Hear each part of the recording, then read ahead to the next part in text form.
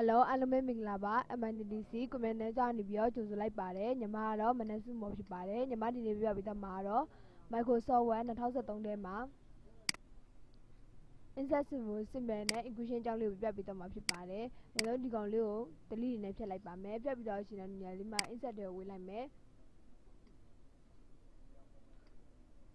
insert ထဲမှာ symbol ဆိုတာရှိပါတယ်ညမှာပုံစံလေးအများကြီးရှိတယ်ဒီညမှာတစ်ဆင့် more symbol ဆိုပြီးတော့လည်းပုံစံလေးရှိပါတယ်မိကျန်တဲ့ပုံစံလေးတစ်ခုရွေးလိုက်ပါ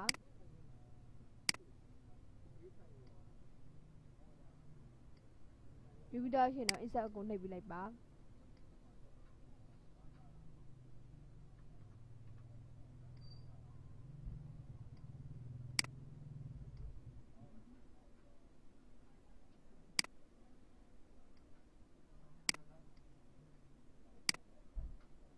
ပုံလေးရလာပြီဖြစ်ပါတယ်ရလာပြီဆိုလို့ရှိရင်ဒီကောင်လေးကိုကာလာပြောင်းချင်တယ်အကြည့်သေးလုပ်ချင်တယ်ဆိုလည်းရပါတယ်ဒီကောင်လေးကိုဆက်လက်မှတ်ပြီးတော့ဒီမှာ home လေးကိုပြန်လာလိုက်ပါမယ်လာပြီးတော့ရှင်ညလေးမှာအကြည့်သေးလုပ်လိုက်ပါမျိုးအကြည့်သေးလုပ်ပြီးလို့ရတယ်လို့ဒီညလေးကနေပြီးတော့ကာလာ box လေးကနေပြီးတော့လည်းကာလာပြောင်းပေးလို့ရပါတယ် home လေးကနေပြီးတော့ဒီညလေးကနေလာလုပ်ပေးလို့ရပါတယ် keyboard ပေါ်ဆိုလို့ရှိရင်တော့နေရာမှာ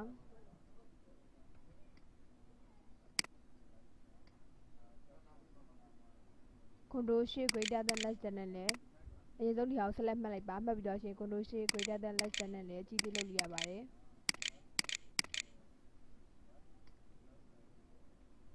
နောက်တစ်ခုထပ်လုပ်ကြည့်ပါမယ် insert တွေကိုပြန်ဝင်လိုက်ပါ insert ကနေပြီးတော့ symbol ဆိုပြီးတော့ပုံစံတစ်ခုထပ်ယူပါမယ်ဒီမှာပုံစံလေးရလာပြီဖြစ်ပါတယ်ရလာပြီဆိုလို့ရှိရင်ဒီကောင်လေးကိုလည်း select မှတ်ပြီးတော့ကာလာထည့်လို့ရတယ် home လေးကိုဝင်လိုက်ပါဝင်ပြီးတော့ရှင်ကာလာထည့်မယ်အနီရောင်လေးထည့်ပေးလိုက်မယ်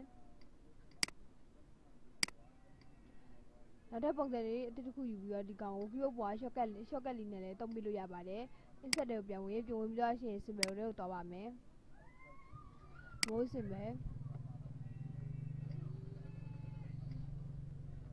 ဒီပုံစံလေးကို shortcut key ထည့်ပါမယ် shortcut တွေကိုဝင်လိုက်ပါ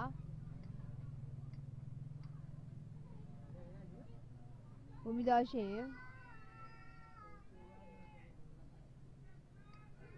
control L ဆိုပြီးနှိပ်လိုက်မယ်နှိပ်ပြီးတော့ရှင်တော့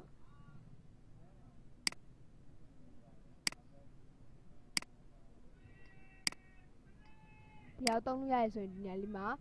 size ဆိုပြီးပြပါတယ်ဒီကူကကြာတော့ assign မို့တော့တစ်ခုထပ်လုပ်ကြည့်မယ်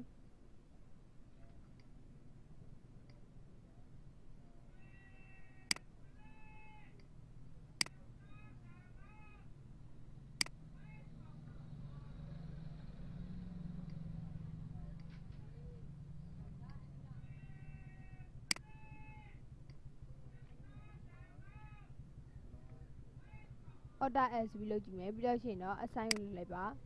နှိပ်ပြီးတော့ရှင် current key ထဲမှာ shortcut key လေးဝင်တော့ဖြစ်ပါတယ်ဝင်တော့ဆိုလို့ရှင်ဒီကောင်ပြန်ပိတ်လိုက်မယ်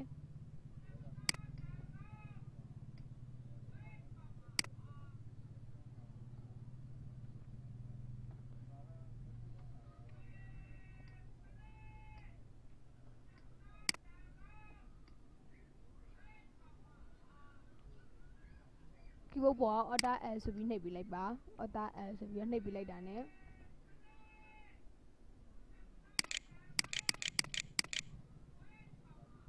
ဒီလိုပုံစံဆမ်မီပုံစံလေးကိုဒီည keyboard ပေါ် order L ဆိုပြီးတော့ shortcut တင်ထားတဲ့အတွက်ဒီညလေးမှာတစ်ခုချင်းစီပွားလာဖြစ်ပါတယ်ဒီကောင်ပြန်ပိတ်လိုက်မယ်ပိတ်ပြီးတော့ရှင်ဒီကောင်ပြန်ပြီးတော့နောက်ပြန်ဆုပ်နေဆိုလို့ရှိရင်တော့ဒီညလေးရနေပြီးတော့နောက်ဘက်ဆက်လို့ရတယ်လို့ keyboard ပေါ်ဆိုလို့ရှိရင်တော့ control ဆက်လေးနဲ့နောက်ပြန်ဆုပ်ပေးလိုက်ပါ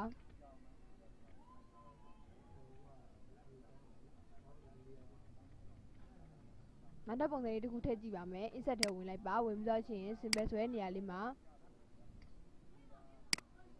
ဒီပုံစံလေးထည့်လိုက်မယ်ဒီဟာကိုကာလာပြောင်းလိုက်မယ် home လေးကိုလာပြီးတော့ကာလာပြောင်းလိုက်ပါအဝါရောင်လေးထည့်လိုက်မယ်ပြီးတော့ရှင်တော့နောက်ထပ်တစ်ခုနေရင်ဒီဟာကို select မှတ်ထားမယ်မှတ်ပြီးတော့ရှင် shortcut key ထဲမှာဒီကျယ်ပွင့်ပုံစံလေးကို shortcut key ထည့်မယ်ဆိုရင် insert ထဲဝင်လိုက်မယ်ဝင်ပြီးတော့ရှင် symbol ရဲ့နေရာလေးမှာ more symbol ထဲကိုဝင်လိုက်ပါမယ်ဝင်ပြီးတော့ရှင်တော့ shortcut key ထဲကိုဝင်မယ် sorry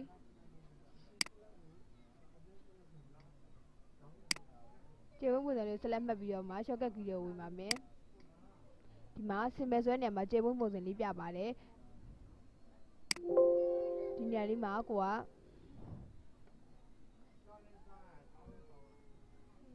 ဒါ SB နှိပ်ပြလိုက်မယ်နှိပ်ပြီးတော့ရှင်တော့ assign ထဲကိုနှိပ်ပြလိုက်ပါ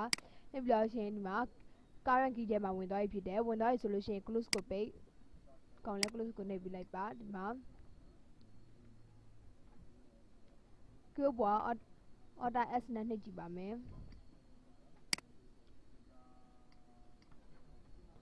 မိထားနေတဲ့နေရာမှာကလေးလေးတစ်ခုချလိုက်ပါချပြီးတော့ရှင် order S ဆိုပြီးတော့ဒီမှာနှိပ်ပြလိုက်ပါ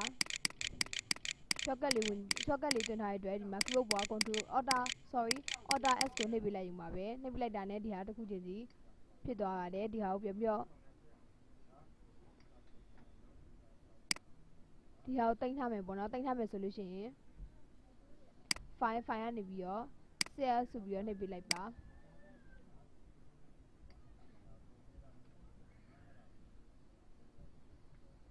023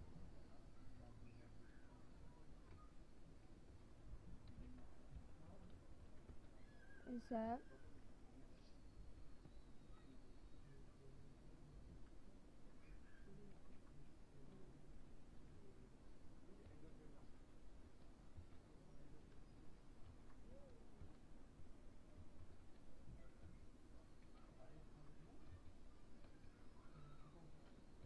equation ဆိုပြီးမှတ်ပြလိုက်မယ်ပြီးတော့ရှင်တော့ save ကိုနှိပ်ပြလိုက်ပါနှိပ်ပြီးတော့ရှင်နောက်ထပ်တစ်မျိုးအနေနဲ့ညလေးမှာ insert ထဲက equation လေးတောင်းပြပါမယ်ဒီဟာကို select မှတ်ပြီးတော့ delete လုပ်လိုက်ပါလုပ်ပြီးတော့ရှင် insert ထဲကိုပြန်ဝင်မယ်ဝင်ပြီးတော့ရှင်တော့ equation ထဲမှာ equation ကိုဝင်လိုက်ပါမယ် equation တွေအများကြီးရှိပါတယ်ညမှာဒီကောင်လေးယူလိုက်ပါမယ်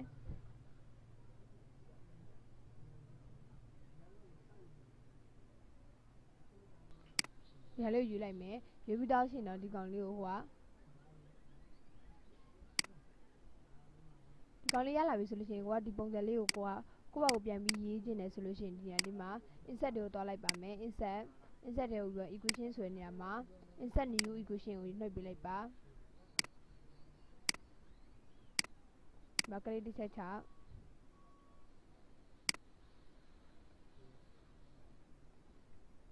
ပြီးတော့ရှင်ဒီနေရာလေးမှာပြန်ရေးကြည့်ပါမယ်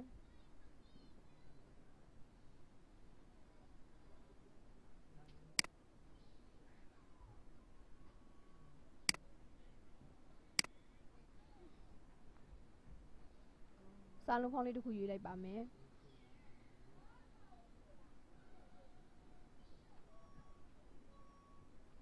မိကြိုင်းတဲ့စာလုံးဖောင်းရေးပြီးလို့ရပါတယ်ဒီမှာရေးပြီးတော့ရှင်ဒီကောင်လေးကိုပြန်ရေးကြည့်မယ်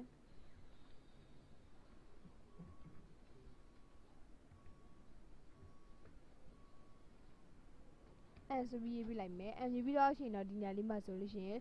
ကအပေါ်ဆုံးတက်နေရဆိုလို့ရှိရင်ဒီကောင်ကိုဒီလိုပုံစံမျိုးရချင်တယ်ဆိုလို့ရှိရင်တော့ဒီတိတန့်ကိုပဲ select မှတ်ပြီးတော့ကိုက found ပုံစံနဲ့လုပ်ပြပြီးတော့မှဖြစ်ပါတယ်ဒီဟာ select မှတ်ပြီးတော့ရှင်ဒီညာလေးက F4 and found ဆိုပြီးတော့ keyboard ပေါ်ဆိုလို့ရှိရင် control D ကိုနှိပ်ပြီးလို့ရပါတယ်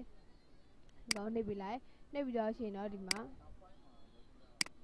အပေါ်မှာတက်ချင်တာဖြစ်တဲ့အတွက် super screen ကိုနှိပ်ပြီးလိုက်ပါနှိပ်ပြီးတော့ရှင်တော့ okay ကိုနှိပ်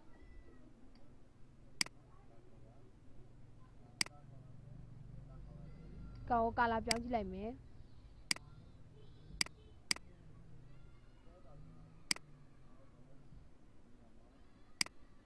လို့ဆိုလို့ရှိရင်ဒီညာပုံစံလိုမျိုးဒီလိုပုံစံမျိုးလေးရလာပြီဖြစ်ပါတယ်ဒါကြောင့် equation လုပ်တဲ့နည်းလမ်းလေးပဲဖြစ်ပါတယ်